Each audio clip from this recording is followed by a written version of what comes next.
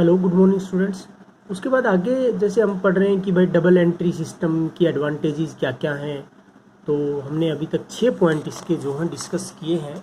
जैसे कि scientific system है, ये complete record of every transaction है, प्रिपरेशन ऑफ ट्रायल बैलेंस है, trading account, profit and loss account तैयार करते हैं, फाइनेंशियल पोजीशन के लिए बैलेंस शीट तैयार करते हैं और अदर इंफॉर्मेशन हमें रिसीव होती हैं। उसके बाद है लीगल 7 नंबर पे lesser possibility of fraud because of double entry system is a scientific system. इसमें फ्रॉड वगैरह के चांस जो है वो कम होते हैं। This system of book keeping record each transaction in two account as such there is hardly any scope of forgery and manipulation. कोई भी कपट, छल कपट, मैनिपुलेट करना अकाउंट्स को, वो चीज़ें इसके अंदर नहीं आ पाती। तो अगर करता भी है कोई तो ऑडिट के टाइम पे इजीली पकड़ा जा सकता है। लीगल अप्रूव्ड है। जो डबल एंट्री सिस्टम है उसको कंपनी एक्ट 2013 से भी अप्रूवल है, और भी जब भी कोई टैक्स अथॉरिटी वो भी इसको अप्रूव करता है। कोई कपट वगैरह का केस किसी भी टाइम पे होता है तो कोर्ट में प्रूफ के रूप में भी काम आते हैं, जो भी हमारे प्रॉफिट एंड लॉस अकाउंट है, बैलेंस शीट वगैरह है, क्योंकि लीगली रूप से अप्रूव है। उसके बाद आते हैं कंपेरेटिव स्टडी की जा सकती है। कह रहा है इसके अंदर कह रहा है कि separate recording is made for each item of expenditure and income as such the management can compare the expenditure of current year with previous year.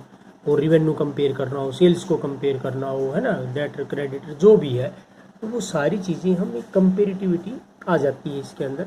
फिर आता है help in decision making. Decision making में सहायता मिलती है। कैसे? क्योंकि आप काफ़ी इन्फॉर्मेशन मिलती है इससे, वीक पॉइंट्स का पता चल जाता है, कहाँ पे एक्सपेंसेस ज़्यादा हो रहे हैं, कहाँ से रिवेन्यू घट रहे हैं, वो सारी चीज़ें तो अच्छे से डिसीजन ले सकती है management. Suitable for all type of businesses, सभी प्रकार के बिजनेस के लिए सूटेबल है। तो ये हमारी एडवांटेजेस हो गई। डिसएडवांटेजेस करेंगे।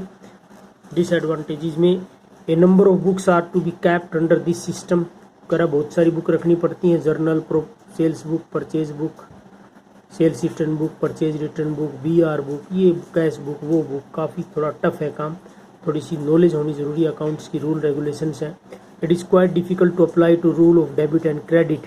Proper education, practical knowledge, training required to over have command over the rules of double entry system.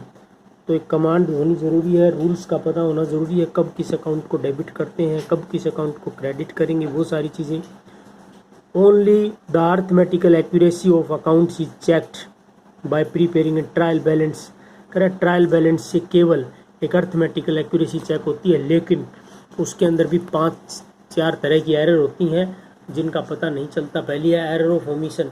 अगर आपने पूरी ट्रांजेक्शन स्किप कर दी, उस ट्रांजेक्शन को ही भूल गए, तो ट्रायल बैलेंस पे कोई इफेक्ट नहीं पड़ेगा। फिर एरर ऑफ कमीशन।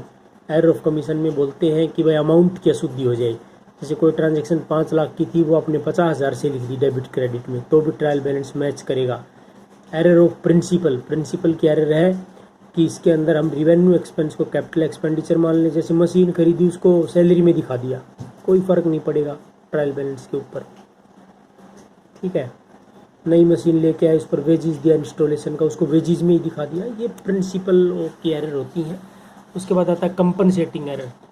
एक एरर में आपने 5,000 की जगह 500 लिख दिया, दूसरी एरर में क्या किया कि 500 की जगह 5,000 लिख दिया, तो वो कंपनसेट हो जाएगी। तो इसका भी ट्रायल बैलेंस पे कोई इफेक्ट नहीं पड़ेगा। Okay, thank you.